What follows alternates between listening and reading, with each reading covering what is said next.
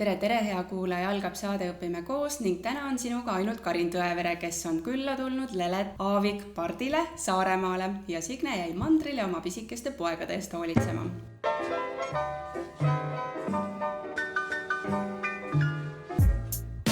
Täna me kohtumegi siis klassiõpetajaga Saaremaalt, ilus ja kaunis Saare Piiga, kes räägib meile kõigest põnevast ja vastab küsimustele, mis on laekunud Instagrami. Tere, Lelet! Tere, Karin! Meie tutvus sinuga algas õpetajahariduse kõneisiku programmis, et kuidas sina selle programmi leidsid ja miks sa sinna kandideerisid? See oli juba mitu aastat tagasi, ma täpselt isegi ei mäleta, kust ma selle leidsin, ilmselt tuli kooli meililisti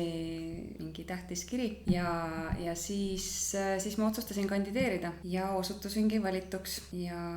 see oli tõesti hästi äge kursus, meil olid minu meelest hästi toredad inimesed, kes sinna kokku sattusid ja siiamaani ju suhtleme ja saame korra aastas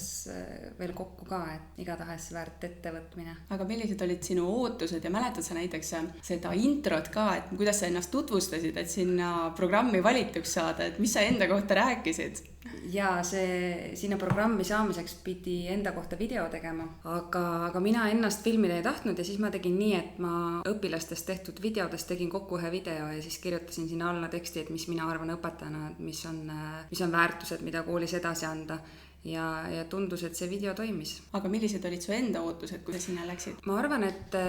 mul väga konkreetseid ootuseid ei olnudki, et ma lihtsalt mõtlesin, et midagi uut, huvitavat ja ma olin valmis õpetajana olema see niinimetatud kõneisik, keda siis seal koolitusel koolitati ja see tundus kõik hästi põnev, et ma lihtsalt läksin ja olin justkui lihtsalt valmis kõigeks, mis ma sealt saan ja nii läkski. Aga ennem seda programmi olid sa juba selline aktiivne õpetaja, kes jagas oma tegemisi sotsiaalmeedias või pigem see hariduse kõneisiku programm andis nagu veel hoogu juurde, et jah, ma olen õigel teel ja jah, ma peaksin seda rohkem tegema. Kindlasti andis see programm hoogu juurde. Ma küll pidasin klassiblogi hästi aktiivselt ja toimetasin koolis, aga otseselt sotsiaalmeedias ma nagu oma õpetaja niimoodi brändina ei olnud nagu välja tulnud, et seal koolitusel esimesel korral vist juba, kui me kohtusime, siis mul tekkis selline mõte, et miks mitte tehagi eraldi enda õpetaja konto Instagrami, kus ma siis saan olla selleks kõneisikuks ja eeskujuks kõikidele teistele vaatajatele või jälgijatele ja siis ma lihtsalt seal mõtlesingi näidata kõike seda, mis ma koolis teen, mis ma enne tegin ja mida ma ka edasi tegin. No siit tuleb kohe küsimus see, et Instagramis sa jagad, üks asi on su enda tegemised, lapsed on seal ka, et kuidas sul õnnestus luba saada, et sa võid neid lapsi niimoodi sotsiaalmeedias ka näidata avalikult? See loa teema on muidugi hästi päevakorras praegu ja aktuaalne, aga siis, kui mina seda kontot tegema hakkasin, siis ma küsisin lastevanemate koosolekul vanematelt luba, kirjaliku nagu taotluse esitlesin ja siis vanemad panid allkirja ja ei olnud ühtegi vanemat, kes oleks selle vastu olnud, et kõik olid nõus, et nende laste pilte kasutatakse sotsiaalmeedias ja videosid ka ja ma hiljem pole sellest nagu kunagi probleemi olnud. Kuidagi mul olid lihtsalt nii toetavad ja toredad vanemad, kes kõikide hullude ideedega alati kaasa tulid ja kuidagi nad usaldasid mind, ma arvan, et see ei ole kunagi küsimus olnud. No enne kui me lähme nende hullude ideede peale, et räägiks veel sellest sotsiaalmeedia kanalist, et kas sa ise jälgisid ka kedagi, kelle pealt sa juba nii-öelda võtsid mingisuguse suuna, et ma tahaks ka midagi sellist teha või mingid ideed või sa tulid täiesti niisuguse valge lehena ja hakkasid ise Instagrami avastama? See tuli minu jaoks täiesti valge lehena, et kuna tegelikult nüüd ma olen Instagramis rohkem ringi seigelnud ja otsinud Eesti õpetajaid, keda jälgida, siis tegelikult päris sellist sarnast lehte ma otseselt ei ole märganud, et mina alustasin lihtsalt enda mõttest, et ma tahan jagada ja sel hetkel ma küll ei vaadanud, et kes või kus. Et sul on nii vahva nimi ka veel sellel kontol? Jah, ma mõtlesin pikalt, et mis see nimi võiks olla. Ma päris õpetaja Lelet ei tahtnud panna, aga miks mitte? Paljud õpetajad on just oma nimega, nagu õpetaja siis enda nimi, et tegelikult on see väga kergesti leitav, kindlasti kergemini kui minu nimi. Aga alguses ma mõtlesin ja kuna ma olin jälginud hästi palju ka rahvusvaheliste õpetajate kontosid, näiteks Ameerikas on see hästi tavaline, et Instagramis on mitmed kümned tuhanded jälgijad ja õpetajad jagavad häid ideid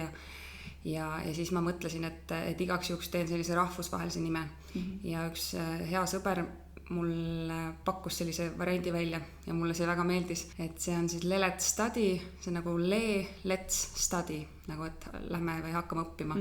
Et kuidagi see on, ja noh, kuna mu nimi on Lelet, siis see sobis selle Lelet hästi kokku selle.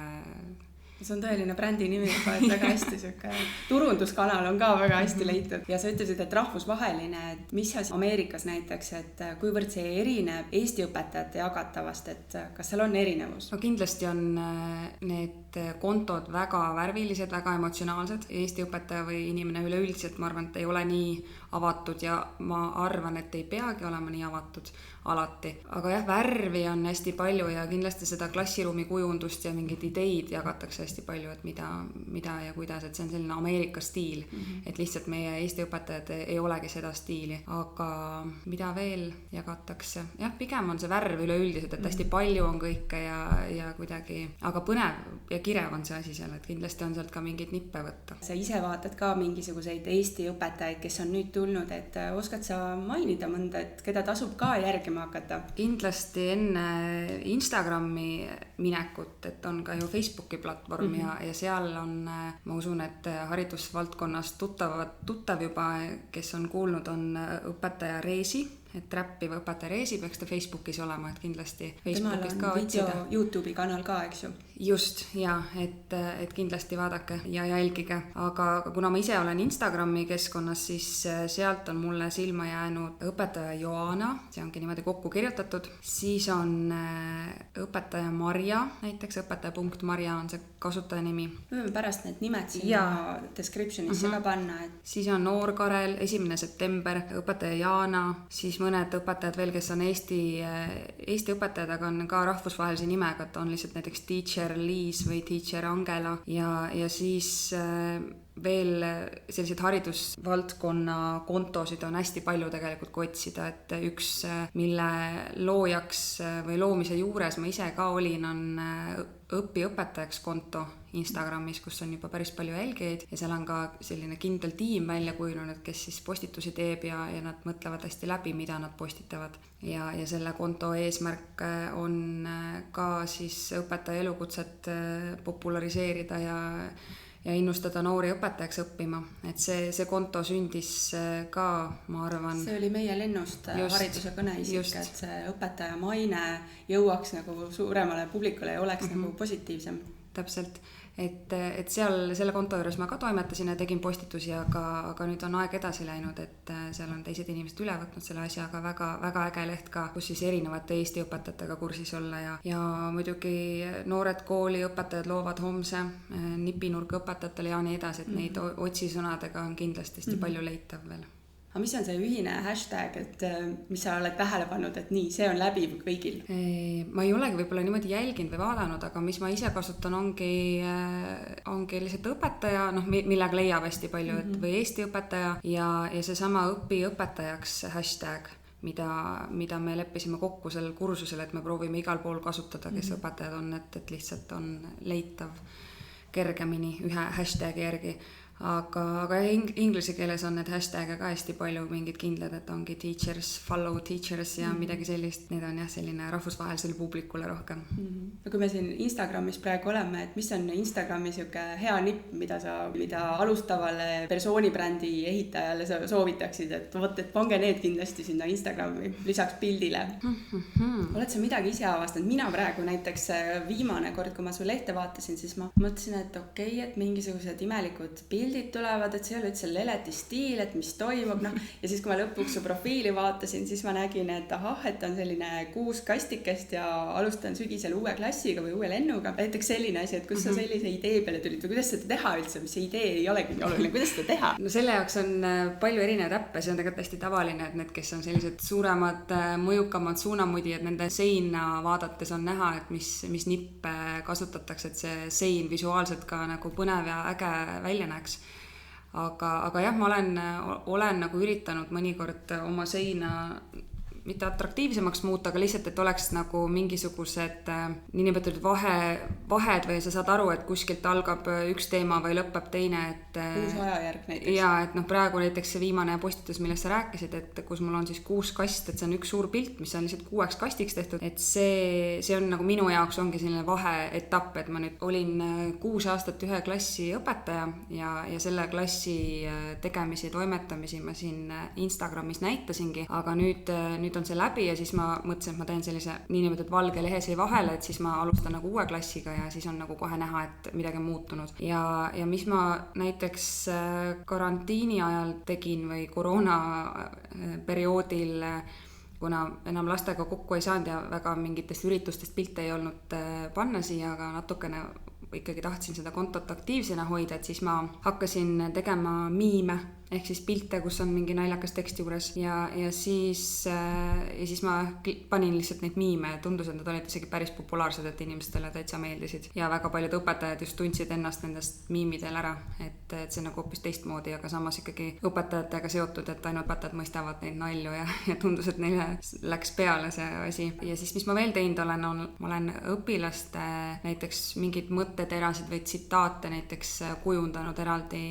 või nende niisugused naljakaid ütlemisi või midagi sellist ja neid siis seganud lihtsate piltidega, et oleks visuaalselt see sein jälle ägedam ja samas mitte ainult pilt, vaid ka natukene teksti või sisu ka, et mida siis lapsed arvavad maailmast ja maailma asjadest näiteks. Selline asi või selline, ma ei tea, kui palju nipp see on, aga need on väga head, sellepärast, et ma ütlen ausalt, et mina vaatan sinu lehte ja siis ma vaatan, et vau, et see on nagu nii äge ja kõik need ideed on nagu sellised värsked ja omanäolised ja just see, et nagu sa ütlesid, need tsitaadid, meemid, et et seal on nagu kõike ja see on nagu siuke äge kokkuvõttes, et siuke väga-väga kihvt. Siin mul tuleb meelde veel üks küsimus, mis tuli ka Instagrami. Kui palju sa ise läbi mõtled eelnevalt selle, mida sa postitad? Et kas see tuleb, et et nüüd moment on äge, teen pildi ja läheb üles või sa ikkagi mõtled ja planeerid enne? Pigem ikkagi, nagu ma enne ütlesin ka, et ma olen selline tunde ajal kuidagi postitaja, et muidugi ma mõtlen, mis natuke ikka seda, et mis on sobilik võib-olla või mis ei ole, et nad ikkagi ja ka õpilaste kontekstis, et kuigi ma olen saanud ju õpilastelt loa postitada või vanematelt, siis ikkagi, et mis poosis või asendis ma neid seal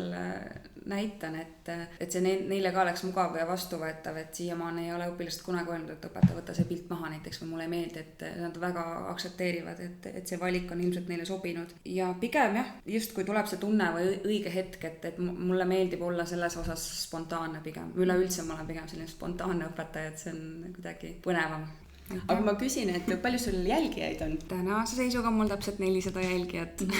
Kas sa tead, kes need on? On need õpetajad, on need lapsevanemad, on need lapsed? Üldiselt ma ei ütleks, et mul on nagu oma õpilasi ja vanemaid või siuke oma kogukond tohutult, kes jälgiks, et kuna nad on ikkagi nii noored olnud, et paljudel ei ole ka Instagrami kontot lubatud veel teha, aga viimasel aastal on ikkagi tekkinud see, et on oma tuttavad niikuinii, aga oma lapsed või õpilased ka, nüüdseks juba endised õpilased ja ikkagi lapsevanemad ka päris mitmed jälgivad, aga ikkagi on päris palju ka sellised, keda ma selles mõttes üldse ei tunne, et kes on lihtsalt privaatsed kasutajad, aga mind jälgivad, et ju neile siis midagi seal meeldib, et nad ei ole veel unfollow pannud, et on ka täiesti võõraid inimesi ja need samad õpetajad, keda ma ise nimetasin, et keda ma ise olen Instagramist leidnud ja kelle kontosid ma rõõmuga jälgin ja kellele ma kaasa elan, et nendest ka paljud elavad minule kaasa. Selline Instagrami viisakus on ka, et jagame ja vaatame üksteist. Jah, kuidagi võib-olla mingi kogukond hakkab sealt tekkima või selles mõttes ikkagi. Minu konto nagu eesmärk on ka see, et ma lihtsalt tahan hästi lihtsalt näidata oma vaatajatele või jälgijatele, keda ma loodan, et kelle hulgas on ka võib-olla mõni noor inimene, kes kunagi tahaks ise õpetajaks õppida või miks mitte ka mõni vanem inimene, kes tunneb, et ta tahaks elukutset vahetada. Et lihtsalt neile näidata, kui äge see töö on ja kui palju ägedaid momente selles töös on, isegi kui õpetaja elukutse on hästi raske, tegelikult ma tunnistan, on palju hetki või momente, kus ikkagi tunned, et ei ole alati lillepidu, on ju.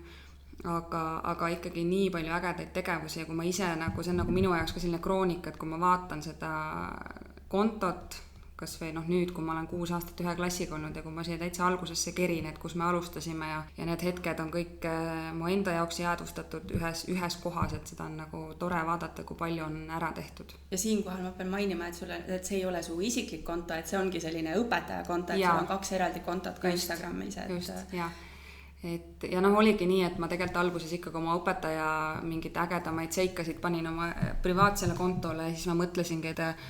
et võib-olla neid asju hakkab liiga palju saama, et ma peakski nad nagu eraldi hoidma ja sellepärast ka ma arvan, et ma tegin selle eraldi konto, et praegu ma üldse ei kahetse või ei mõtle, et see oleks kuidagi väsitav või see oleks kuidagi kohustus, et ma postitangi täpselt siia nii, kuidas tunne on, et ma otseselt mingit süsteemi ei ole, et ma nüüd iga päev pean midagi postitama või et nii suur Instagrammer ma võib-olla veel ei ole. Ja ma arvan, et ma võib-olla ei saagi, et pigem ongi minu jaoks selline tunde ja vajaduspõhisus nagu kuidagi, et kuidas tunne on. Ja sa siin juba tõid välja selle, et sa tahad näidata neid erinevaid tahke, neid rõõmuhetki, mis tegelikult õpetaja töös on nagu nii palju, aga tihtipeale need jäävad nagu märkamata, et kuidas sulle tundub, et milline on täna see õpetaja maine ja kas sa oled rahul sellega või milline ta peaks olema, et see ideaaljuht? No minu enda kogemus on ikkagi see, et nii palju kui minu tuttavad või inimesed, kellega ma olen kokku puutunud, kui ma olen öelnud, et ma olen õpetaja näiteks või tulnud koolist jutud, siis pigem ikkagi on kõik hästi positiivsed olnud, et vau, et õpetaja nii äge ja et kuidas sa jaksad või midagi sellist, aga et tegelikult on tore ja on palju tuttavaid, kes ütlevad, et et on ka kunagi tahtnud õpetajaks saada, et see tööde parandamine on põnev ja äge ja et kui sul äkki mõni pakk kontrolltöid üle jääb, et äkki sa annad ja ma parandan ka ja et mingisugune, et pigem on, minu kogemus on see, et tegelikult inimeste jaoks on see ikkagi nagu selline tänuväärne ja tore töö nagu. Et ise nad muidugi seda teha ei tahaks, aga nad on nagu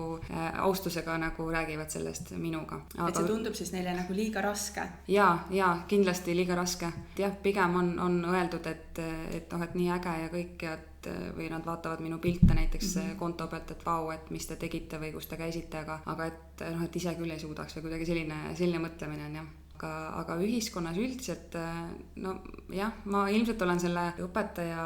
maine kujundamise sees praegu viimased aastad hästi palju olnud ja sellepärast mulle võib-olla tundub, et ikkagi sellega nagu tegeletakse see on nagu positiivses või tõusujoones kuidagi see maine nagu, et mul ei ole nagu isiklikult üldse mingid negatiivsed kokkupuuteid kuidagi. Aga kui sa vaatad oma kolleege, kuidas sulle tundub? No kolleegidega, meil on ju suur maja, hästi palju inimesi, meil on väga palju toredaid inimesi, aga seda vist ei ütlenudki, et me oleme Kuressaare gümnaasiumis, eks ju, et sul on tegelikult ümber siin 80 kolleegi. Jah, vähemalt 80 ja meil on üle 1000 õpilase ja inimesi on hästi palju ja inimesed on erinevad, aga meil on hästi palju, nagu ma ütlesin, toredaid inimesi ja tegelikult ma arvan, et ikkagi väga suur osa õpetajatest armastab oma tööd ja ise ka ikkagi pigem mõtleb endast ja oma tööst hästi ja ma arvan, et sellest tuleb ka alustada, et see on nagu hästi tähtis. Võib-olla ma olen rohkem avatud selle suhtes, et mida ma teen, et ma näitan seda, et ma kindlasti loodan, et keegi ei ole kunagi mõelnud või ei mõtle, et see oleks kuidagi nagu uhkeldamine või see, et mida ma teen, et tegelikult on ikkagi, nagu ma ütlesin, selle eesmärk lihtsalt näidata teistele seda head külge olla pigem heaks eeskujuks ja see on see eesmärk, miks ma näitan ja räägin, et kui tore ja äge on, et siis lõpuks usud ise ka, et ongi. Täna on ju nii, et noori väga palju sotsiaalmeedia mõjutab ja neid suunamudijaid on igas valdkonnas väga palju, aga minu jaoks selliseid sisukaid valdkondi, täpselt nagu haridus, mis tegelikult meid kõiki puudutab mingis vanuses. Selles valdkonnas neid niinimetatud suunamudijaid ikkagi on täna Eesti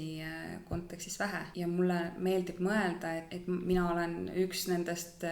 väiksest sellest reast, mis võib-olla kunagi läheb pikemaks, kes näitab noortele, kes võib-olla kogematagi satuvad mõne konto peale, et milline see 21. sajandi õpetaja on sotsiaalmeedias, et see pilt oleks atraktiivne, ta nagu kutsuks vaatama, et mis siis tegelikult koolis toimub, et õpetajad on muutunud ja ma usun, et praegu on see aeg, kus õpetajad või see põlvkond vaikselt vahetub ja et see maine ja oleks ikkagi positiivne ja see, mis ta tegelikult on, et mina õpetajana tean, et see töö on tõesti väärt seda ja et näidata noortele ka, et tulge ja olge täpselt sellised, nagu te olete ja et ei pea olema, või see konservatiivsus võib-olla, mis üldiselt nagu ühiskonnas arvatakse, et õpetaja juurde käib, et see kindlasti on täna natuke muutunud. et võib olla värvitud roosade juustega ja tätoveeritud ja mõni rõngas võib ka kulmu küljes olla, et see kõik on okei tänapäeval, eks ju. Jah, selles mõttes küll. Kindlasti on õpetaja eetika, mis on ju mõned asjad välistab, mis ongi elementaarne, aga siiski on kindlasti mindud vabameelsemaks meie ühiskonnas niikuinii. Tätoveering ei sega olemast sind väga hea õpetaja tulevikus. Aga kui suur, Lelet, sinu õpetaja kogemus on, et sa nüüd just lõpetasid 6 aastat ühe lennuga, et kas see varasemalt, kas see oli su esimene lend ja kui pikalt sa oled üldse klassiõpetaja olnud? Tegelikult ma ülikooli viimasel aastal läksin Tallinnas Merivälja kooli tööle ja seal ma 1 aasta olin õpetaja 4. klassile. Hästi toredad õpilased, suurepärased vanemad, et super kogemus alustavale õpetajale, et ma sain nagu kohe sellise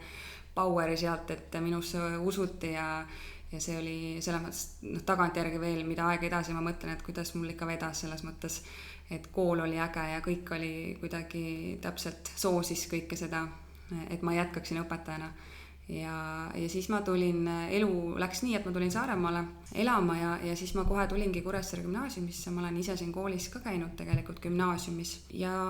6 aastat järjest nüüd olengi olnud ühe klassiga, nii et 6+1 aastat on mu õpetaja kogemus. Et selle esimesed aastad ma arvan, et ma kindlasti pigem vaatlesin ja tegin järgi selles mõttes, et ma usun, et paljudel noortel õpetajatel võib olla see, et kui sa lähedki uude keskkonda ja sa kõigepealt proovid sisse elada ja vaadata, et kuidas selles majas üldse asjad käivad, et sa siin midagi muutma ei hakka veel ja sa isegi ei jõuagi mõelda sellele, et mida muuta või parendada või arendada, et pigem üritad nagu ühte sammu käia teistega ja järgi jõuda. Ja siis esimesed aastad jah, vaatled natukene ja kui oled juba vaadelnud, et siis on jah, ma arvan, et mingi 3. aastal äkki tagantjärgi mõeldes, kui ma hakkasin ise ka nagu mõtlema, et mida võiks, või 2.-3. umbes aastal, mida võiks teha veel, mida ägedat, et kuidagi ma tunnen, et minus on nagu olnud alati see, et selline tegemise tahe, et ükskõik kus ma siis olen, et kas see ongi siis koolivaldkonnas või et võiks nagu teha midagi ägedat ja kogu aeg võiks toimuda midagi, et see tunne mulle meeldib ja ilmselt ma siis tundsingi, et midagi võiks veel peale selle klassiõpetaja või õpetamise teha. Ja siis ma koolis sattusingi ühte kui teist tegema. Näiteks igal aastal on meil näitemängupäev, selline kohustuslik ja kõik klassid mõtlevad siis ühe põneva näidendi välja. Ja siis mina mõtlesin ka klassiga koos midagi välja ja kuidagi meil see näitlemine minu klassi õpilastel nagu väga sobis. See oli niisugune äge mäng tegelikult meie jaoks ja see, et sa saad nagu mängida kedagi, keda pole tegelikult olemas võib-olla üldse ja nii edasi, et see fantaasia ja kõik see loovus tuli nendes näitemängudes välja ja ma arvan, minus endas ka ja lastes samamoodi ja siis me mitmeid aastaid järjest muudkui kirjutasin lugusid ja muudkui mängisime ja nagu väga meeldis kõigile. Ja see teatri või näitlemise või näiteringi mõte hakkas vaikselt kooruma juba sealt. Ja siis juhtus nii, et ma hakkasin ka gümnaasiumis tegema meie kooli gümnasistide suur üritust, suur teatriõhtu. Ma olen 3 aastat seda korraldanud koostöös gümnasistidega ja see teater on nagu äge asi koolis tõesti. Üha enam nagu tunnen seda. Ja eelmisel aastal hakkasin ka näiteringi tegema 4-6 klassidele, aga koroona tuli, nii et meie see etendus, mis me siis lõpuks valmis saime, mis oli tõesti äge ka, see nüüd küll lavalaudadele ei jõudnud, aga vaatame, mis see sügis toob, et äkki ikkagi teeme ära. Pühite tolmu ära ja tulete mõtteid on, et see teater on jah üks asi, millega ma olen läbi aastate tegelenud kuidagi või jõudnud, see on täiesti juhuslikult minuni jõudnud, et ma ei ole otseselt nagu teadlikult seda valinud. Et see ei tulnud koolist, kus sa ise õppisid, ei tulnud, vaid see kuidagi juhtus niimoodi? Jaa, täiesti juhtus just, võiks nii öelda. Et kuidagi ma ilmselt õpetajana nägin, et see on nagu niinimetatud meetodina, õppemeetodina on see nagu äge võimalus ja ma hästi palju ka oma tundides sellist lühinäidendit või rollimängu ja sellist asja teen ja lastele hästi meeldib, et näed neid hoopis teises valguses ja kui muidu on mõni teema on igav õppida või nad on väsinud, et siis kui neid näitlema panna, et siis on kohe sellist särtsu juures tunnis. Kasutad seda näitlemise metoodikat siis erinevates ainetundides? Kindlasti ja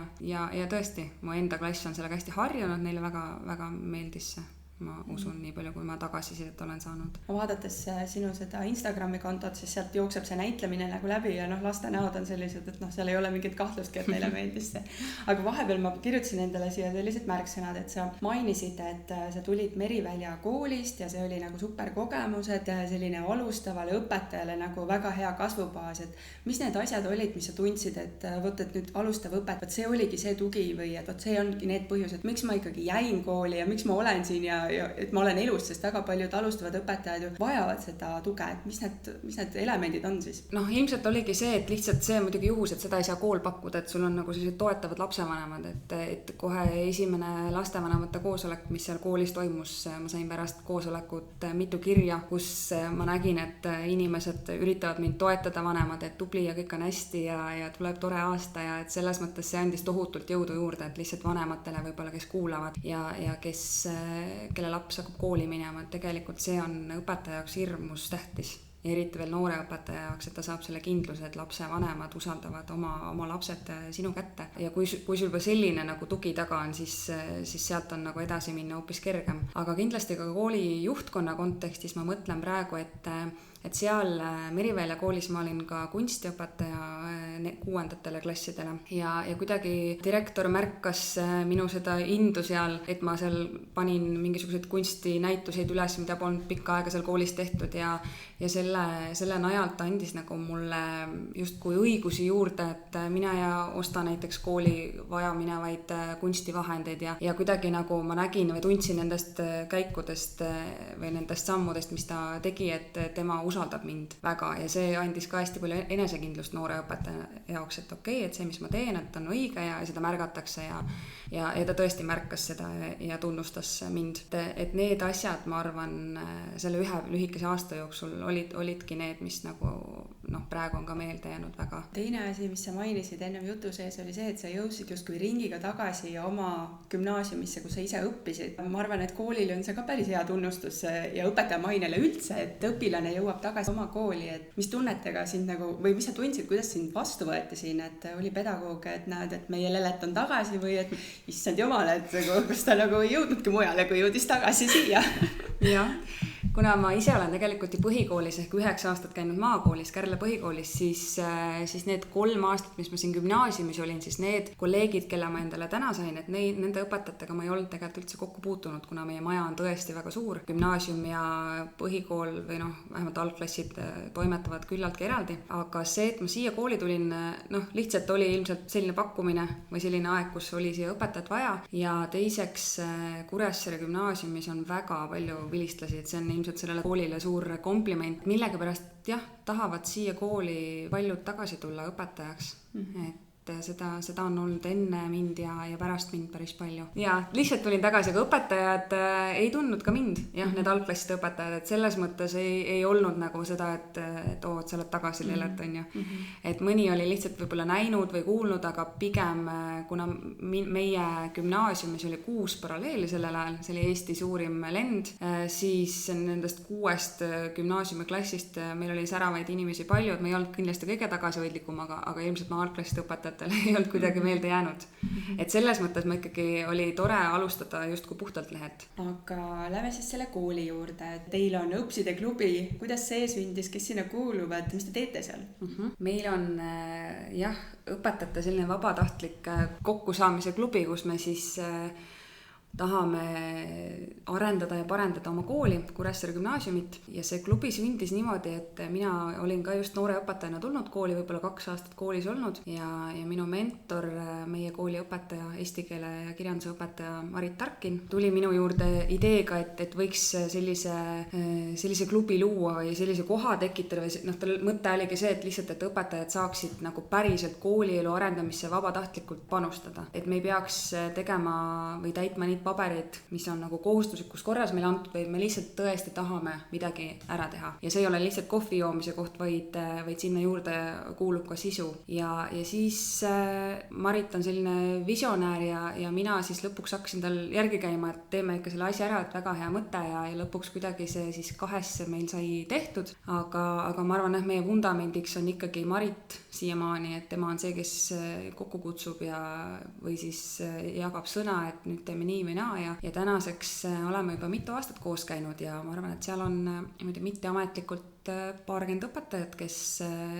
siis teisipäeviti või neljapäeviti oleneb päevakavast kokku on nõus saama. Ja me oleme selle klubiga, mille nimeks mitteametlikult sai ja jäi ägedate õpside klubi, et see on selline natukene selline nimi, et võib tekitada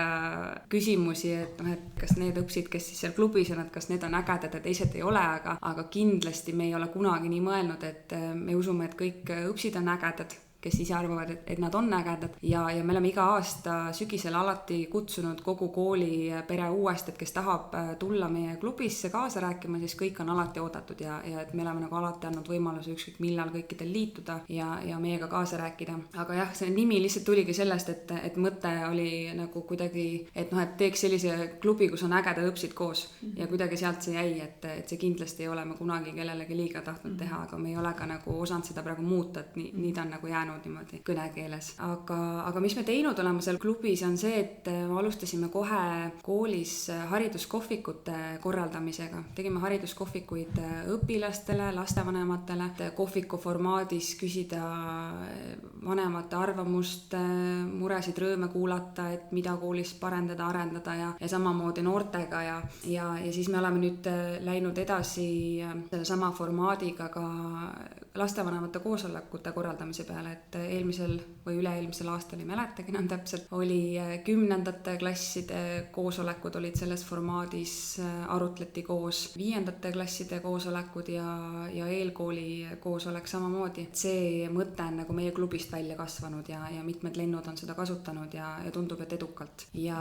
siis oleme kirjutanud mitmed projekte, saanud toetust, näiteks tegelenud andekatega koolis, et hästi oluline teema. Paratamatult ma usun, et paljudes koolides on see probleem, et kuidagi nende andekateni ikkagi ei jõuta ja neid on nagu vähe ja seda personaliseerimise aega ja kõike seda on vähemuses ja siis me võtsime selle teema ette, sest see on tegelikult oluline teema. Ja isegi oleme rahvusvahelistel projektides osalenud selle sama seltskonnaga ja oma kooli kutsunud koolitusi ja oleme palju asju teinud tegelikult. Kõik ei tulegi praegu kohe nii meelde, aga isegi meil on koolis, kui ma ei eksi, siis Jüri gümnaasiumist käisid meil külalised, kellele me siis oma klubi tööd tutvustasime, et mis me teinud oleme ja vahepeal ka olime Instagramis oma kontoga, et näidata, mida me teeme, et selline klubi võiks ju ideaalis igas koolis olla, kus siis õpetajad tõesti oma initsiatiivil ei ole juhtkond meile ühtegi sisendit andnud, et mõtleksid, et mida võiks koolis veel teha, et see nagu üks juba tuleb ja teine tuleb ja siis see paneb kuidagi teised ka põlema ja sealt sellest vabatahtlikust koos olemusest sünnib nagu päriselt sisu, et seda me oleme näinud. Aga nagu ikka kevadel ja üldse see viimane aasta kuidagi me ei jõudnud ennast väga käima saada, et muidu me oleme ikkagi natuke aktiivsemalt toimetanud, aga see viimane aasta jäime niimoodi vaikseks, sest aasta oli hästi kiire ja ei taha õpetajatele tekitada sellist tunnet, et see on kohustus ja et meil on kogu aeg koosolekud, et pigem teemegi täpselt tunde järgi, et saame kokku siis, kui tunne on ja vajadus. Ja kui ma rääkisin ennem, et see ei ole selline kohvi joomise klubi, siis tegelikult ikkagi on see hea koos olemine, see keskkond ja koos tegemine või selle tiimi nagu kokku sobitamine on ka hästi oluline, et siis oleme käinud jõulude ajal näiteks koos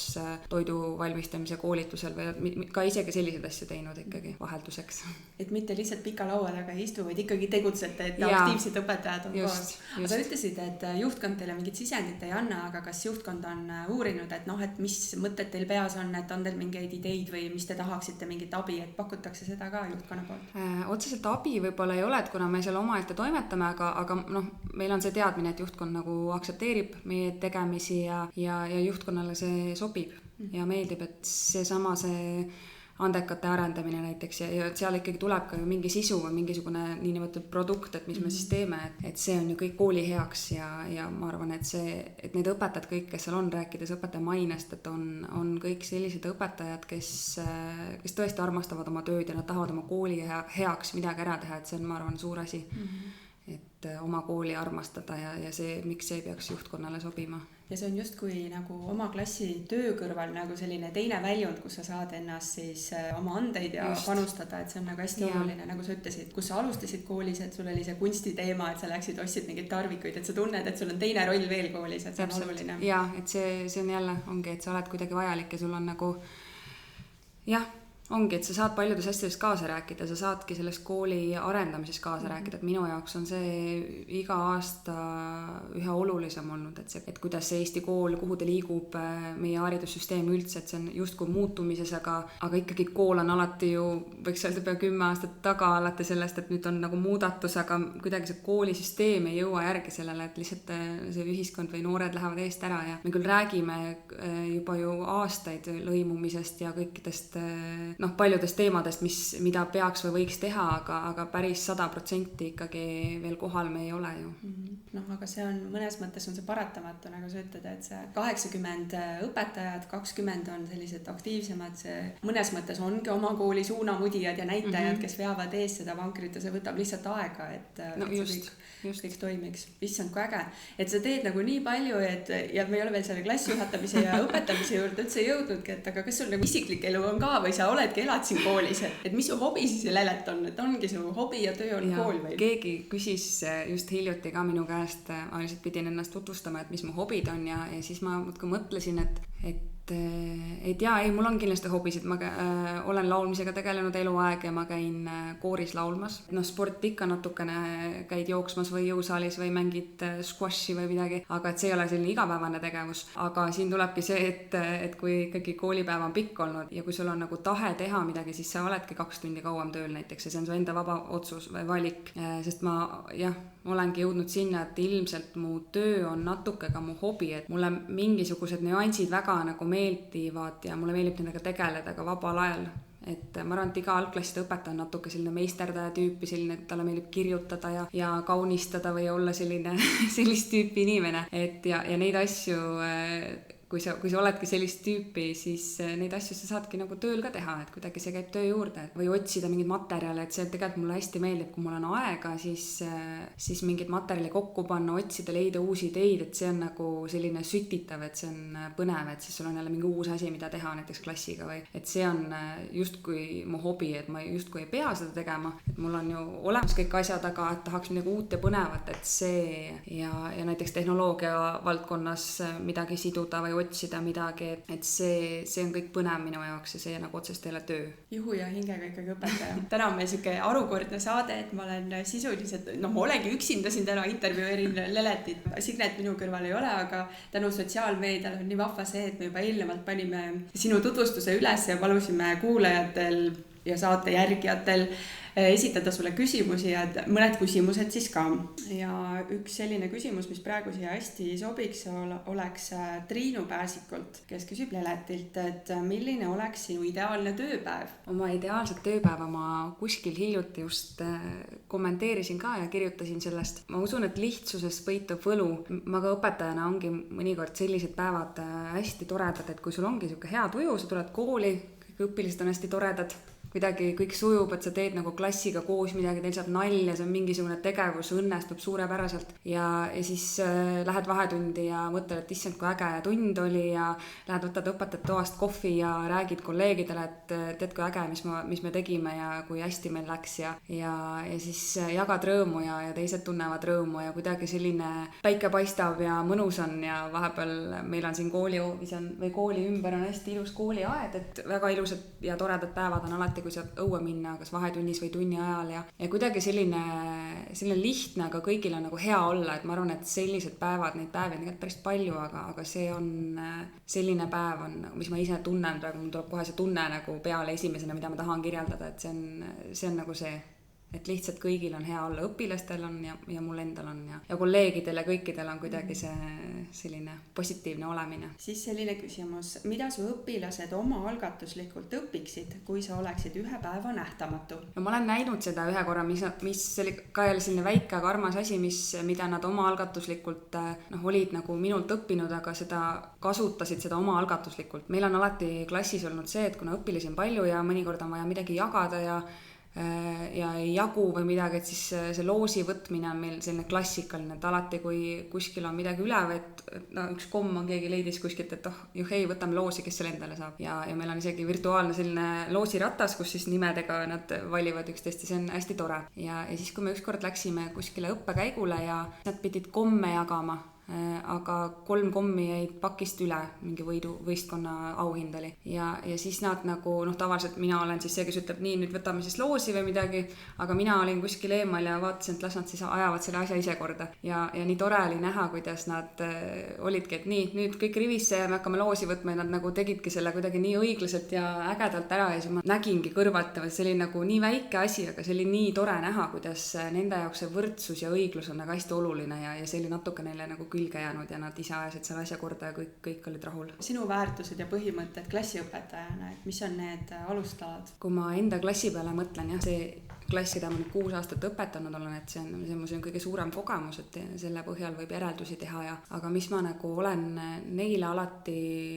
rääkinud ja mida ma olen hästi oluliseks pidanud, on see kokkuhoidvus ja üksteisest hoolimine ja see, et nad ju peavad 1.–9. klassini kindlasti kõik koos olema ja see on nende see koolipere ja keda tuleb hoida ja ma enda arust olen üritanud teadlikult ikkagi väga, väga võrdseks neid kasvatada, et 1. klassist saadik ka jälle see loos, et võtsime loosiga ja nad ise väga tahtsid, et võtame loosiga pinginaabrid alati, et õpetaja, kas me see nädal vahetame ja siis kuidagi juhtuski nii, et nad ju kõik poisid-tüdrukud läbisegi, nad olid harjunud sellega, et ükskõik, kes võib järgmine päev nende kõrval istuda või kui nad otsustavad loosi tõmmata ja kuidagi sellist olukorda, et nad oleks kas või käest kinni võtmisel tundnud, et nad ei taha kellegi käest kinni võtta või seda, et ma olen üritanud seda hästi palju vältida teadlikult nagu salaja vaikselt ise tööd teinud selle nimel ja mulle tundub, et seda ma ei ole näinud. Et see on nagu minu jaoks hästi suur väärtus, et keegi ei tunneks ennast kuidagi kehvasti, sest et paratamatult, kui on palju lapsi, siis on ikka olukordi igasuguseid tekib koolis ja ikka on neid, keda jäetakse kõrvale, aga kui sa nagu teadlikult üritad mingeid olukordi vältida õpetajana, õpetaja saab tegelikult päris palju ära teha, siis ma olen nagu ise õpetajana küll üritanud nii palju kui vähegi minu võimuses selliseid olukordi nagu vältida ja nendele anda märku, et see ei ole okei. Et kõik te olete omamoodi veidrikud, ma alati räägin neile seda, et teil on oma kiksud ja aga tarjuge ära ja nii see elu käib, et uskuge, te kohtate elus väga palju selliseid inimesi, kes teile ei pruugi meeldida, aga te peate nendega suhtlema, et nii see käib. Et seda ma olen alati neile rääkinud, et aktsepteerige kõiki ja kuidagi oma klassi just, et hoidke omasid. Meil koolis on ju hästi palju inimesi ja paratamatult igasuguseid kiusamise konflikte tekib, et lihtsalt nendele tuleb reageerida, aga oma klassis pigem selliseid nagu väga jõulisi kiusamis nagu näiteid, et ma tahaks nagu ise mõelda, et ma ei ole nagu meil selliseid asju väga olnud, et kohe üritan reageerida ja kindlasti on asju, mida ma ei ole näinud ja kuulnud, aga mul on hea meel, et sellist nagu mingit süsteemset kiusamist ei ole toimunud, et see on nagu hästi oluline minu jaoks ja üldse õpetajana, ma arvan, et inimsuhted on minu jaoks nagu hästi olulised. Ma olen neile öelnud endalegi, et see 5+5 saab teile kõigile kunagi selgeks ja kõik te õpite lugema ja kõik need teadmised on omandatavad, aga mingisugused oskused, kuidas omavahel toime tulla, suhelda, et see on nii tähtis ja see, ma arvan, et mulle õpetajana on see tähtis ka, sest et kui sa lähedki sinna klassi ja sul on siirad õpilased, kes tulevad ja kallistavad või räägivad oma saladusi sulle, et see on nagu ka selline tunne, mida õpetaja elukutse juures on see nagu hästi väärt tunne, et kui sa oled selline avatud õpetaja, et see on väga hea tunne, kui õpilased sind usaldavad. Aga sina klassiõpetajana valisid selle teekonna, et sa läksid oma klassiga 6. klassini välja. Miks selline valik ja mis sa näed, et on sellest positiivset ja võib-olla seda, et mille pärast sa natukene nagu muretsesid ise või muretsesid, et võib-olla lapsevanematel on väike mure, et ikkagi 6 aastat kogu aeg üks ja lapsed samamoodi, et 3 tahku. Meie koolis on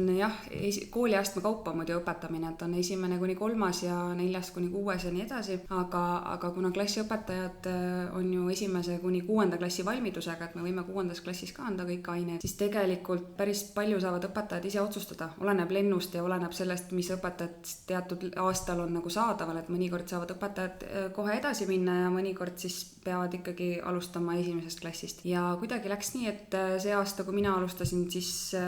kuidagi mul ei tulnud isegi 3. klassis seda mõtet, et ma nüüd peaksin nad ära andma, et kuidagi ilmselt see pidi nii minema, et ma olin väga kindel, et ma lähen edasi ja siis ma läksingi ja kuni 6. kuidagi jäime kokku ja mis selle tugevused mu enda silmis ongi see, et või ilmselt ma praegu kõike veel ei näe, et mis selle tugevus on, sest mul ei ole ka mingit võrdlemismomenti või seda tunnet, et mis on järgmine kord teisiti või sest ilmselt järgmine kord ma 6 aastat järjest ei läheks, et see on mõnes mõttes pikk aeg, aga plussid ongi see, et nad on ikkagi väga sinu õpilased, et sa õpid neid tundma, et sul on oma süsteemid nendega, nemad teavad, mida sina soovid ja ühesõnaga, et see kuidagi need puslejupid nii hästi sobivad kokku, et ükskõik, mis te tunnis teete, et see kuidagi, praegu mõtlen esimest korda seda mõtet läbi, et kuidagi tõesti meil oli sujus see koostöö. Kokku kasvamine on vist ilmselt tugevam, sest õpilased arenevad nii palju selle aja jooksul ka. Just, et esimesest klassist ja ikka 6. Nii et 6. nad on ikkagi uskumatult suured inimesed juba, et sellist kogemust ju mul ka ennem ei olegi olnud, et kuidas aktsepteerida seda, et nad on nüüd suureks kasvanud ja et sa ju oled ikkagi nende algklasside õpetaja, et võtad nad esimesest klassist, aga nii nagu äge näha, kuidas inimesed muutuvad ja minuga õpetaja jaoks ongi jälle see inimsuhete pool tuleb siin, et sa näed, kuidas nagu võib-olla see esimeses klassis ei olekski arvanud sellest õpilasest seda, et sa näed, kuhu ta on arenenud või kuhu suunda ta hakkab minema, et see on nagu hästi põnev on seal kõrval nagu olla ja vajadusel suunata ja toetada, et seda ma olen ka, ma arvan, päris palju tundnud, et ma olen nagu mingite otsuste juures olnud, kui õpilane on otsustanud midagi või et ma olen justkui tema heaks üritanud midagi korda saata ja see on õnnestunud, et see on hästi tore tunne. Aga selleks tulebki õpilast tunda ikkagi nii palju, et sul on ikkagi temaga juba selline tugevam side. Aga mis teise poole pealt, ma ei oskagi otsest nagu miinuspunkte tuua, aga lihtsalt mingil hetkel nüüd sel kevadel, kuna see aeg oli hästi segane, et siis ma nagu natukene tundsin sellist väsimust, ilmselt see oli kogu selle keerulise aja väsimus ja see, et on keeruline iga tulemas 6. klassis, et see on natukene puberteedi iga juba ja kuidas siis nagu neid suhteid niimoodi distantsilt hoida nagu sellisena, nagu nad koolis olid, et koolis me ikkagi olime väga lähedased ja mingil hetkel tekkis kodus ikkagi tunne, et kas ta on seal arvuti taga või ei ole ja mingit kontakti see väga ikkagi ei saa ja samas kui see iga on selline, et siis nagu väga ei tahagi võib-olla enam kõikidest asjast rääkida ja kuidagi selline segane aeg oli minu jaoks, sest et nad olid kuidagi nii armsad ja kallid ja siis mingil hetkel nad kuidagi nagu kaugenesid ja ma nagu alguses mõtlesingi, et kas asi on minus või midagi on ju, aga tegelikult ma ikkagi sain aru, et aeg oli selline ja iga on selline ja kõik asjad kokku ja tegelikult kui me selle klassiga, meil oli 26. juuni oli selline viimane lõpupidu kõik koos vanematega, et siis ma ikka nägin, kui armsad nad mulle on ja kui armas mina neile olen, et sain südamerahus neil minna lasta, et tõesti see oli hästi südamlik lahkuminek, aga samas me näeme ju koolis veel edasi ja ma usun, et meie suhted selles mõttes ei katke kindlasti, et meil on nii suur ühisosa olnud siiamaani. Kui sa saad 1. klassi, eks ju, see on nagu meeletu töö, sa hakkad õppima, õpid lapsevanemaid tundma, õpid õpilasi tundma ja kõik see mahv on nagu hästi suur, et nüüd, kui sa õpilasi nagu kogu aeg tunned, et kas see töömaht oli suurem, väiksem või tegelikult neid aineid lähevad ka keerulisemaks, sa pead ise rohkem vaeva nägema või kuidas sa hindad seda töömahtu? Töömaht 1. 6. kindlasti iga aastaga järjest kasvas, et esimesed 3 aastat oligi see, et kui sa võtad mingisuguse pliiatsi, ütled trillalla ja trullalla, et neile see kõik väga sobis on, aga kui sa 6. klassis seda teed, siis neid absoluutselt ei huvita. Et seal oligi see, et pigem nagu oli raske see, et mõelda, mis 5.–6. klass, kui need ained lähevad raskemaks nende jaoks niikuinii, et seal on ikkagi rohkem juba sisulist õppimist ja seda õpioskust hästi palju on ju. Aga mis selle aine, ajaloo või ühiskonnaõpetuse, mis selle põnevaks teeks, et see oli nagu see koht, et mis seal tunnis teha. Kindlasti ma igas tunnis ei õnnestunud, aga päris tihti ma ikkagi tabasin ennast mõttelt, et et mis see võiks olla, mis sellises vanuses, kus niikuinii on see, et see õppimine paljudele, mitte kõigile, et see õppimine ei ole võib-olla enam nii esmatähtis või kuidagi, et kui see raskem on, et pingutada ei taheta enam, siis pidi igasuguseid asju välja mõtlema, et see kindlasti oli raskem ja mahud on suuremad ja et ikkagi, kui mul viimasel aastal oli 14 nagu erinevat päevikut e-koolis, siis kõik need ained ikkagi tuli ju läbi mõelda, et igav ei olnud, ütleme niimoodi, et päris suur väljakutse jah, et ei ole nii, et ma mõtlengi, et suurema osa ained oli 6. klassis ja sa pead ikkagi teadma, millest sa räägid ja mida sa õpetad ja tegelikult ma olen ju kõiki neid klasse ühe korra läbi teinud, et see, et ma 4. klassis korra olin, aga see oli juba nii ammu, et ma isegi täpselt täpselt ei mäleta, on ju, et sul on nagu see õpetajaks olemise tunne on sees, aga aine kontekstis kõik need teemad ja et see omavahel kõik kokku klapiks, on ju, et seda ma olen kõike ju ikkagi ühe korra teinud nüüd 1.–6. Et ilmselt teist korda tehes, mida ma nüüd sügisel alustan, et kindlasti nüüd see koht, kus saab muuta ja veel paremini teha. Aga sa ise tõid välja ka seda, et sa ei peagi olema kõikide ainete spetsialist, et olulised on need õpioskused, et lapsed saavad aine läbi ja oleks see huvi aine vastu, et ma arvan, et see on kõige olulisem. Klassiõpetajana meil on nagu võib-olla väiksemad lapsed ja sellist huvi on lihtsam sütitada, aga nagu sa ütlesid, 6.–7. klass, mis tuleb sealt, et iga on selline, et sa peadki nagu konkreetselt vist ikka mõtlema, et mis on nüüd see, mis nagu köidab neid õpilasi, et see huvi ei kaoks, et ma arvan, et see on põhiline, miks see õppimine muutub raskeks. Just. Aga mis on need ideed, mida sa võiksid jagada teiste õpetajatega ka siin? Need võivad olla aine, metoodika või hoopis klassiväline tegevus. Mis ma mingil hetkel tegelikult internetist ma leidsin selle mõtte või idee, aga sisuliselt ma tegin ikkagi ise selle asja, oli seesama detektiivi nagu ülesanne või et mis siin juhtus, küsimärk. Ja siis ma lavastasin nagu klassiruumi sellise punaste lintidega piiratud ala, kus oli siis ketšup verena maha pandud, seal oli õun, seal oli nuga,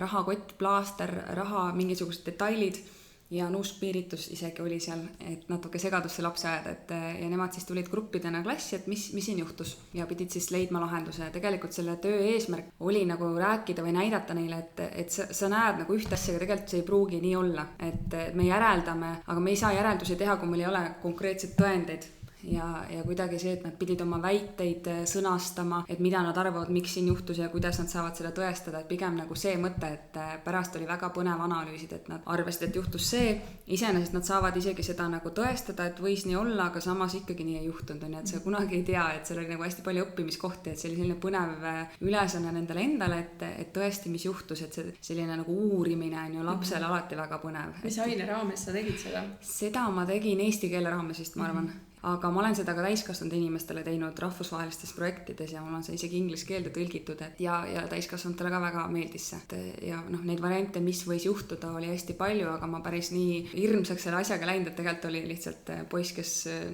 noaga lõikas endale sõrme või midagi sellist, oli see lahendus. Aga see on asi, mis tõesti lastele väga meeldis. Ma olen seda erinevates klassides teinud ja mida ma nagu ka kolleegidele rääkisin, aga ma pidingi neile isegi tutvustama sellise väikse koolituse tegema, et nad võiks ka seda klassis läbi viia ja neid juhtumeid võib ju erinevaid olla, et sa võid ükskõik mida lavastada, et see mõte on nagu sama. Aga kui see sündmus on toimunud, ma küsin veel selle meetodi kohta, et kas nad siis väitlesid omavahel, grupi arutelu oli ja siis pidid väitlema või pärast kirjutama mingi kirjandi või asja? See oli umbes nii, et lihtsalt oli 4 gruppi, iga grupp siis pärast lihtsalt edastas või esitas oma mõtted kõigile, et miks nad arvavad nii oli ja siis me hakkasime hiljem kõik koos analüüsima ja mingid kommentaarid seal lihtsalt, aga selline koosistumine, et igaüks esitas oma väited. Veel midagi, sul on raudselt varukas veel. Siis mul on näiteks, mis materjalid mul on olemas, mida ma korduvalt olen lihtsalt teinud, on raamatukohvik Ramps ehk Amps või Ramps. Ja see ei ole ilmselt minu enda mõte, isegi ma ei tea, kus ma selle sain, aga mina olen seda nii teinud, et olen nagu laua katnud klassi ka erinevad grupid, et on siis erinevad laudkonnad, erinevate žanrite raamatud ja siis lapsed loevad ja nagu lõunasöögiks siis ühe raamatu, mis nad siis saavad ise valida või nad istuvad sinna, kus juba raamat olemas on. Et mul on sellised välja prinditud ilusad dekoratiivsed lehed, kus on nuga kahvel peal, et natuke veel põnevamaks seda asja teha. Ja siis magustoiduks on igal laual mingisugune kommikaus ka, et väike motiveerimine, et nad ikka loeksid. Ja siis neil on kõikidele oma selline voldik, et mida nad täidavad, et mis nad siis sellest raamatust, et näiteks, et kuidas kaane järgi raamat tundub ja võib-olla natuke loevad ja selline tutvumine raamatuga, lihtsalt saavad väikse ampsu sellest raamatust ja siis pärast liiguvad laudkonnast laudkonda, et need laud on äkki 4-5, et oleneb klassist. Saavad pärast valida siis ühe raamatu, mida nad ise lugeda tahavad või saavad soovitada teistele, et seal on mõnikord läinud väga nagu selliseks tugevaks soovitamiseks, et et see on äge raamat ja et mis seal rääkis või millest, et siis nad pärast ikka kõik kohe jooksevad kõik raamatu kokku, et tahavad ühte või teist raamatut, et see lugemine on ju ka teema koolis, et ikkagi mingil hetkel on lapsed, kellele üldse ei meeldi ja need peab kuidagi sundima väga, et siis selliste laste jaoks seda asja natuke põnevamaks teha, et neid raamatu ja lugemise harjutusi on mul mitmeid just kui, et natukenegi pakkuda midagi vahvamat. aga see on jah, mis mul praegu meelde tuli. no sa ise rääkisid siin jutu sees, vahepeal käis see, et sa loosid ka pinginaabreid ja tahad, et selline võrdsus oleks ja et nad kõik omavahel sõbralikult läbi saavad. Et kui tihti sa seda klassi nii-öelda ümber korraldad ja paned siis istuma, et igapäevaselt nädalas? Ei, kuidagi jah, ise nagu tekkis lastel selline soov, et nagu teeme nädala kaupa. Et ma olen alati neile andnud nagu võimaluse, et ise otsustate selles mõttes, et ikkagi päris palju endale anda seda tunnet, et nemad saavad otsustada. Esimesed aastad, ma isegi ei mäleta, kui tihti, ilmselt ka oli tunda järgi, et kuulge, et nüüd vahetame, et kas te tahate või kuidas teile tundub. Aga viimane aasta oli, mõtlen isegi 6. klassis me jah vahetasime, aga see neile väga meeldis, et kui oli see koht, et nüüd on et tule võtta ise loosi ja et mina ise ei võtnud loosi, vaid üks tuli ja võttis ja siis kuidagi, et kõigil oli nagu endal see kuidagi nende enda õnnekäsi nagu võttis selle nime näiteks ja et kuidagi tekkis jah, et iga nädal nad tulid esmaspäeval õpetaja, kas me täna võtame loosi ka, et kas me vahetame, ma mõtlesin, no okei, et kui te nii tahate, on ju, ja oligi. Aga see lastele nagu hirmsasti meeldib, et ma mäletan, et kui ma ise klassi ees veel seisin, et siis minul oli samamoodi, et reedel oli selline suur puhastuse päev, kus me kõik panime oma nimesildid, mul olid laudade peal selle nätsuga olid need nimesildid, et reedel panid kõik oma need nimesildid seina peale ja siis kui need esmaspäeval tulid, siis klassiruum nägi hoopis teistsugune välja, sest laudu ma olin liigutanud, võib-olla mõne lapse nimesildi ma olin ise pannud kuskile, et kas põhjusel, et ta ei näe või tahtsin just, et mingid lapsed saavad omavahel kokku, aga teised siis võtsid seina pealt oma nimesildid ja panid, et neile nagu hästi meeldis see vahelduse mõte. Aga kui sa nüüd uue lennuga alustad, mis ideed, mõtted, nüüd sa natukene oled puhanud, mis mõtted sul nüüd peas on, et mis siis uue lennuga juhtuma hakkab, et kui palju sa vanast üle võtad, kui palju sa lähed nüüd selle uue puhta valge lehena? Kindlasti ma midagi võtan üle, et mingisugused niinimetatud meetodid, mida ma praegu kirjeldasin ja mul praegu veel tuli meelde, et näiteks see vabariigi aastapäeva vastuvõtt on meil klassis alati, et valime siis presidendi ja president ise valib endale kaaslase ja esiteks ma arvan, et see õpetab nagu kuidagi jälle seda meie riigi olulisust ja seda, et oma kodumaa ja isamaa ja hästi kuidagi pidulik ja ilus ja ma näen, et nad võtavad seda hästi tõsiselt, et nüüd ongi see vastuvõtt ja kõik tulevad ja kätlevad ja vanemad tikuvõileibu kodus meisterdavad ja kaunistame klassi ja et hästi ja mingid tegevused on ka seal sees veel, et viktoriinid ja et see on nagu äge asi, et seda ma tahaks kindlasti üle võtta, et mida ma näen, et lastele väga meeldib ja selle läbi saab palju õpetada. Aga näiteks aabitsaga nii, et kui ma 6 aastat tagasi alustasin, siis meil oli selline Lotte aabits oli, just tuli, katsetasime seda ja hästi tore värviline aabits oli, aga nüüd vahepeal on õpetajad tellinud ikkagi teise aabitsa ja Anna ja Adam klassika. Et kui ise kooli läksin 97 aastal, siis see aabits tuli just välja, et nüüd on väga põnev, et ma saan selle aabitsa järgi lõpuks esimest korda õpetada, et mul on kõik need tegelased siiamaani selged, et ilmselt jah, selles mõttes tulebki kindlasti teistmoodi, et on juba materjalid on teised ja meie koolis on tegelikult esimeses kooliastmes 1-3 klassides on üldõpetus. Tähendab seda, et otseselt nagu tund ei olegi, et kas on nüüd eesti keel või matemaatika, muidugi mingi ained on, kus peab vahepeal ära käima, aga et õpetaja saab nagu hästi palju ise otsustada, kuidas ta neid tunde teeb ja mida täpselt. Ma olen nüüd mõelnud, et kui ma tulin kooli, et siis ma ikkagi pigem vaatlesin ja tegin nii nagu tehti ja proovisin nagu hakkama saada, aga et nüüd ma võib-olla seda üldõpetust tahaksin natukene nagu lähemalt veel sisulisemalt vaadata, et kuidas seda võiks teha, et see mõte on mul küll, jah. Et siis järgmine kord, kui me saate salvestame, siis me räägime juba täitsa üldõpetusest. Jah, äkki küll, et siis on juba väga hea kogemus endale, et saabki alustada niimoodi. Aga hindamine, milline on hindamine teie koolis? Meie koolis on kujundav hindamine ja esimeses kooliastmes ja on vahepeal olnud juttu, et võib-olla ka teise kooliastmesse see tõsta, aga enne seda kindlasti teha ei saa, kui esimeses kooliastmesse nagu kindlasti on nagu käima läinud, et meil on olnud mitme aasta jooksul siin äkki juba 3 varianti ja süsteemi, et kuidas kujundavat hindamist teha, et milliseid sümboleid kasutada ja kuidas see täpselt võiks käia, et ma usun, et me natuke peaks veel läbi mõtlema seda asja, et see kõik oleks selline ühtne. Aga kujundav hindamine esimeses kooliastmes, ma arvan, et see on väga vajalik ja selles mõttes kindlasti on nagu toetab õpilast. Lihtsalt õpetajal on natuke vaja rohkem toimetada, aga kui sa oled sellega nagu arvestanud ja saad oma süsteeme täpselt nii luua, et aastatega, et see töö äkki ikkagi nagu mingit tööd sa enam ei pea tegema 2 korda, on ju, et siis võib-olla õpetajad nagu mõtlevad sellest paremini, et ikkagi on palju õpetajaid, kes ma ei ütle, et on selle vastu, aga aga kelle jaoks on see pigem nagu võib-olla raskem ja et nad ei, kui saaks valida, nad ikkagi kasutaks numbrilist hindamist. Et see on täiesti ka normaalne selles mõttes, et ongi õpetajad, kes on ju aastakümneid kasutanud seda süsteemi, et nüüd nagu üle minna, et see on alati raske. Aga eks see tuleb aastatega jälle, kindlasti. Me salvestame siin praegu augustikuus seda vestlust. Kas sa nende uute pisikeste junsude vanematega oled kohtunud või isegi nende lastega käib siin mingi eelkool? Oled sa tuttav nende? Jah, ma olen juhuslikult ka meie kooli, AB kooli juht või juhataja. AB kool on siis AB kool on eelkool meie koolis ja AB kool. Ja eelmisest aastast alates hakkasin sellega toimetama, et ma olen tegelikult varem ka teinud eelkooli ringi koolis mitmed aastad ja see osutus väga populaarseks, et ma üksinda tegin, kuna ma Merivälja koolis ka tegelikult tegin 1 aasta, et sain hea kogemuse, siis see ring oli nagu hästi populaarne, et meil siin Saaremaa koolides on pigem see eelkool on selline, et korra kuus, võib-olla ka harvem toimub see kokkusaamine, aga nagu me teame, siis Tallinna koolides on iga nädal mitu tundi järjest ja on hästi aktiivne töö ja toimetamine, et siis ma mõtlesin, et annaks nagu Saaremaa lastele ka selle võimaluse, et kes soovib. Ja siis ma seda eelkooli ringi tegin mõned aastad. 1 aasta oli mul isegi 2 rühma, sest et inimesed olid pahased, et nad ei mahtunud ühte rühma, aga sinna rühma on väga palju õpilasi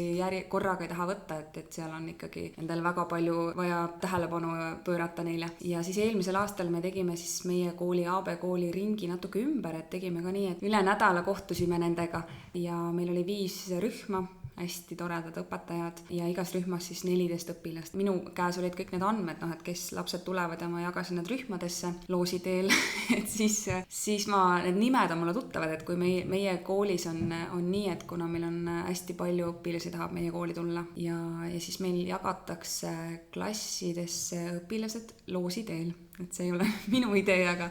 aga et ongi nii, et 1. klassi õpetaja siis võtab siis loosist numbrid, et sinised lipikud on tüdrukud ja kollased on poisid siis. Ja siis sa komplekteerid endale ise klassi. Ja siis need nimed, keda ma siis sinna oma nimekirja sain, et need olid mulle kõik tuttavad. Kuna ma ise andsin eelkooli ringi, olin ka juhendaja, et siis mõni üksik oli ka minu rühmast, nii et mõned lapsed on mulle täitsa tuttavad ja mõned vanemad olen neid näinud ukse vahel, aga lastevanemate koosolek tuleb augusti lõpus, et siis ma ilmselt näen vanemaid ja lapsed ilmselt siis 1. september vaatan, et kes on seda nägu. Oled juba põnevil, ma saan aru. Tegelikult on väga põnev ja et see uus algus, et seda võib-olla ka eelmise jutu jätkuks, et 6 aastat ühe klassiga, et see on omaette nagu väärtus väga tugev, aga mingil hetkel nagu õpetaja töö küll ei ole üldse rutiinne, aga kui sul on 6 aastat ühed samad õpilased, et siis nagu mingit uut algust võib-olla, et sul kogu aeg tahaksid, et midagi toimub ja midagi uut on, et selles mõttes on nüüd see koht nagu, kus see tuleb. Et selles mõttes on ma kindlasti põnevil, et saab kõik uuesti alustada ja justkui teha paremini kui ennem ja proovida vigu parandada. Mis oli distantsõppe juures sinu jaoks kõige positiivsem ja miks? Ja selle küsimuse muide on esitanud Joana Jõgela. Väga tore küsimus, sest et alati ja siiamaani on kõik küsinud, et mis ja kuidas, et kui raske oli ja mis kõige nagu raskem oli, et see on nagu täiesti vastupidi, et väga positiivne lähenemine. Kindlasti oli mitmeid positiivseid asju, et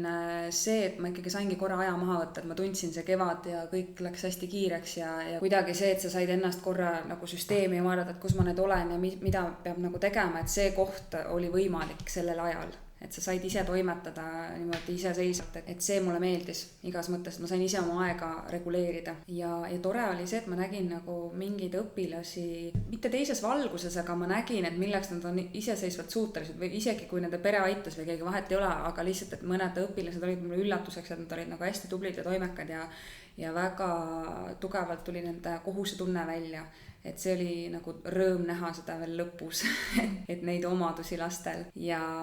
kindlasti see ka, et alguses vähemalt ma ikkagi üritasin nagu hästi palju selliseid enda arust põnevaid ülesandeid teha ja oligi nagu aega mõelda, et mis võiks olla või mida see õpilane seal kodus on ja tegelikult piiratud vahenditega on ju, et ma ei saa nagu eeldada, et ta läheb kuskile ei tea kuhu ja kas tal on see vanem kodus ja mis kell ta saab arvutis olla ja tegelikult oli päris palju piiranguid, aga küllaltki loov sai seal vahel olla, et anda sellised nagu vabased ülesanded neile ja siis näha, et mis nad siis lõpuks nagu sealt välja tuleb. Et see oli äge ja tõesti oli nagu toredaid üllatusi mõnikord, et oligi õpilasi, kes oli tõesti palju panustanud. Kas mõni õpilane distantsõppelt nagu kadus ära ka, et nägidki, et sul ei ole, sa mainisid ka, et ei ole seda kontakti, et oli nagu keeruline? Ikka oli, ma usun, et igas klassis 1-2 võib-olla sellist, kes kadusid ära, et see on paratamatu. Esiteks mõtlengi, et iga on natuke selline jälle. Võib-olla esimeses kooliastmes on vanem rohkem kõrval, teises kooliastmes juba vanem ikkagi eeldab, et laps teeb ise ja kui laps ütleb talle, et mul on tehtud, siis äkki ongi tehtud, aga tihti juhtust ikkagi ei olnud tehtud, et siis pidi neid ikka utsitama ja helistama ja kirjutama aga lõpuks said kõik ikkagi tehtud oma asjad, et viimased 2 nädalat oli veel kontaktõpe ka, et olid mõned õpilased, kes tulid kooli ja tunnistasid, et nad kodus ei viitsi ja ei taha, aga koolis olid väga töökad, et saime siin nädalaga kõik asjad tehtud. Enda arust tõesti üritasin ka väga vastutulelik olla, et sest et ma ikka kujutasin ette, et seal kodus võis ikka paras kaos olla ja ilmselt ma kõike ei kujutanudki ette, mis seal toimus, et raske on ennast nagu distsiplineerida ka täiskasvanud inimesena, et ma täitsa usun, et see oli laste jaoks ja vanemate jaoks tohutu katsumus. Ka enda jaoks lõid sa mingisuguse rutiini ka selles kaoses nii-öelda, et sina kui õpetaja nüüd, et alguses on võib-olla tore küll, et lükkad hommikumanti selga ja võtad kohvitassi näppu ja oled lihtsalt arvuti juures olemas, aga milline oli sinu nii-öelda siuke rutiin? No minu rutiin või süsteem oligi see, et enda jaoks nagu vaba aega justkui tekitasingi sellega, et ma panin kõik ülesanded, üritasin esimesel päeval üles panna, et esmaspäevaks oleks kõik asjad üleval ja mõnikord ka mõne üksiku asjast lisasin nagu nädala jooksul. See nagu, minu mõte oligi see, muidugi võib-olla kõigile see ei sobi, ma tagantjärgi mõtlesin, aga kuna keegi ei kirjutanud selle kohta, et siis ma jätkasin seda süsteemi.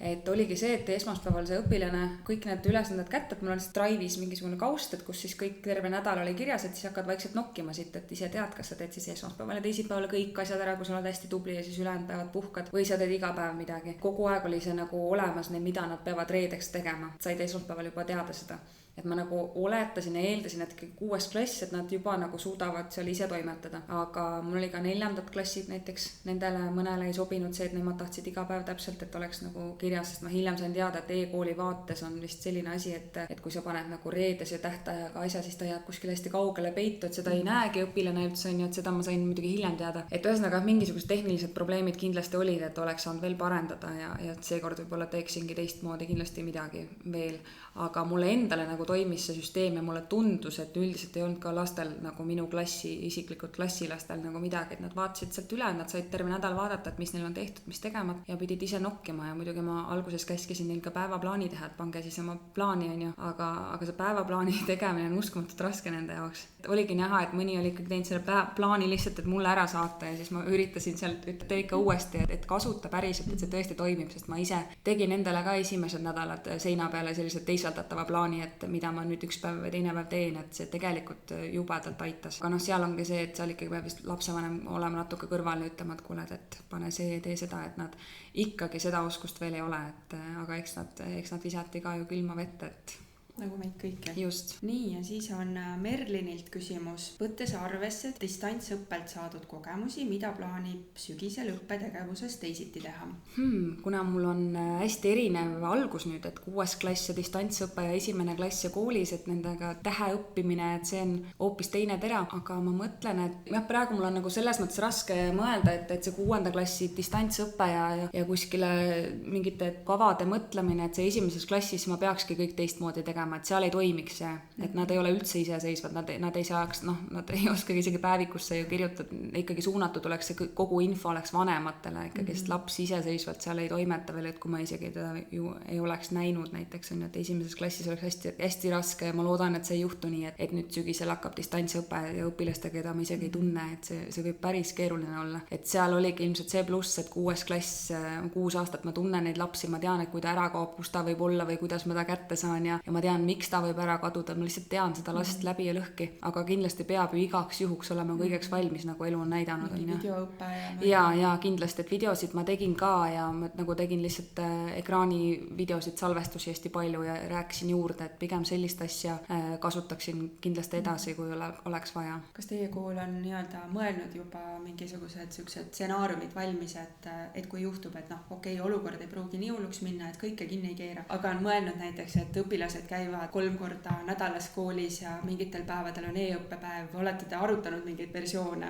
Et ma usun, et see teema tuleb päevakorda kindlasti, sest et tegelikult on ju siin näha, mis siin Euroopas on ju ikkagi riigid, mis on ju suletud ja tegelikult ikkagi vahepeal kuskil see jälle liigub, et kes teab jah. Lelet, kui ma siin sinu juttu kuulasin, et silmad säravad ja selline telefonist vaatad veel, et mis me kõik teinud oleme, et nagu siuke ihu ja hingega nagu tõeline õpetaja, et aga samas jäi mul kõrva see, et sul on nagu mingid visioonid ja asjad, et kas võib juhtuda nii, et Lelet ühel hetkel võiks ka nagu seda õppetööd nagu juhtida, seda õppetöö korraldust kogu koolis või lausa nagu vabariigis, et sul on ju nägemus olemas, kuidas need asjad peaks olema? Kindlasti ma näen, et ma tahaksin nagu haridusvaldkonna arendusse kas üldse Saaremaal või miks mitte üleüldises mõttes panustada rohkem, et ma tunnen, et mul see tahtmine on, aga samas ma tunnen ka seda, et mul mingitest teadmistest jääb veel puudu, et olen mõelnud minna ja õppida või käia kuskil koolitustel veel, kindlasti ma seda teen mingil hetkel ja kui ma praegu ka ikkagi tunnen, et ma hästi palju ka klassijuhataja välist tööd teen ja mulle väga meeldib see, et miks mitte, kes teab, et kus see suund kunagi on, aga mulle ka väga õpetamine meeldib. Ma ise arvan, et ei saagi ennem edasi minna, kui sul ei ole sellist niinimetatud baasi, et see õpetajaks olemine on nagu kõige see alus ja siis sealt võib nagu edasi kasvada, et kui mul on mingi kogemus tekkinud koolis ja kui ma tean kaasa rääkida, et mis toimib ja mis ei toimi. Kindlasti ma kuhugi veel jõuan. Aga kui sa praegu mõtled, et mis on need esimesed asjad, mis vajaksid nagu korrigeerimist siin Eesti haridussüsteemis, et millest sa nagu kohe ütleksid, et nii, ma tahaks seda muuta? Kõige rohkem ma ikkagi tunnen seda, et see on küll selline mitte väga konkreetne mure, aga tegelikult ikkagi Eesti haridussüsteemis meie noorte koolirõõm on ikkagi küllaltki väike. Et millegi pärast teatud vanuses sa küsid õpilase käest, et kas ta tahab kooli tulla või kas ta armastab koolis käia, siis ma ei ole kuulnud, et keegi ütleks, et ta armastab koolis käia. No, võib-olla olen valelt õpilased küsinud, aga see, et jess, et ma tahan tulla ja et siin on nii äge, kuigi tehakse nii ägedaid asju ja üha rohkem ja väljaspool kooli. Võrreldes meie ajaga, ma arvan, et võib-olla nendel on veel suuremad ootused võib-olla. Kindlasti, see ongi see, millest me rääkisime, et see kool jõuab natuke hiljem järgi, aga potentsiaali on nagu väga palju ja et see muutuks ja tegelikult ongi olenevalt koolist igal pool natukene midagi tehakse teistmoodi ja kui see asi kõik kokku panna, et on näha, et seda saab teha, et siis kõik see, mis seda õpilast toetab nii vaimses mõttes kui ka keskkonna kontekstis, et see äkki tooks natuke rõõmu, et kuidagi nagu sellega tegeleda. Et ikkagi täna on meil hästi siuke teadmiste või tulemuste põhine see kool ja me ju saamegi öelda, et me oleme PISA testides väga tublid, aga jah, et seda rõõmu natuke kuidagi, aga kuidas seda teha, see ongi väga keeruline, sest see on küllaltki abstraktne asi, et see rõõm, et mida või kes või mis asi, kelle rõõmsaks teeb, et need on ju ka erinevad asjad tegelikult. Et see näitabki, et kool peaks ikkagi väga mitmekesine täna olema, et igaüks saaksid seda, mida ta tunneb ja vajab ja et see sinna, ma arvan, me nagu mõttes suundume ammu juba, ehk see jõuab kunagi kohale ka. No, ma usun ka, et see peab lihtsalt niimoodi minema. Ja ma usun, et need 6. ja 7. ja mis iganes eas lapsed, et nüüd kui sügisel kooli saavad tulla, ma usun, et see rõõm on nagu kohal täiesti siiras, et see pääsemine sealt koduseinte vahelt ja distantsõppelt on, ma arvan, et see rõõm on kahepoolne nii õpetajate kui õpilaste jaoks. Absoluutselt, igas mõttes nagu uus algus jälle. Ja, just. Ja neil on nüüd see kogemus olemas, et mida tähendab see, et kui ma olengi kodus, et täitsa põnev, et milline see rõõm on. Aga tuleme Lelet algusesse tagasi, me rääkisime õpetaja mainest ja brändist, et Leletil on oma bränd, et mis on selle mõju ja kas sa innustad teisi kolleege ka sellise asjaga tegelema? Kindlasti innustan kõiki tulevasi õpetajaid, praegu kooli tulevaid noori õpetajaid või vanu olijaid. See on nagu see koht, et kes siis veel peaks rääkima sellest, et õpetaja elukutse on äge ja on nagu väärt õppimist, kui mitte õpetaja ise. Kõige veenvam ongi õpetaja, kui ta näitab oma päris elu koolis ja miks mitte seda positiivset külge just. Ja ma usun, et minu konto mõju, ma usun, et väike ringkond on, kes mind jälgib ja võib-olla kas või üks inimene, kes mõtleb, et päris äge on see õpetajatöö, et väga mitmekülgne ja ma tahaks uskuda, et nüüd võib-olla pärast tänast saadet juba kohe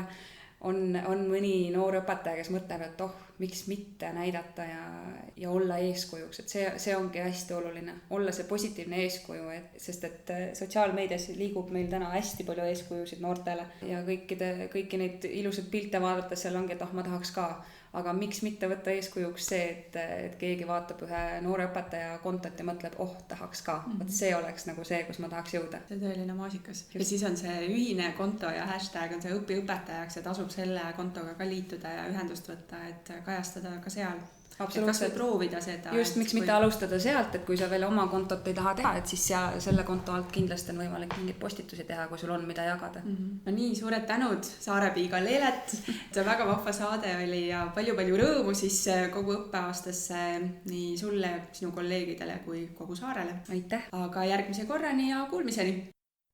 Kui sinagi said koos meiega täna uusi mõtteid ja inspiratsiooni, siis anna taskuhäälingule hoogu juurde. Laigi, jaga ja kommenteeri meie postitusi sotsiaalmeediakanalites. Kui soovid taskuhäälingut Õpime koos toetada, siis täname sind annetuse eest MTÜ Tartu Loomemaja arveldusarve kontole. Kõik vajalikud lingid leiab saate kirjeldusest.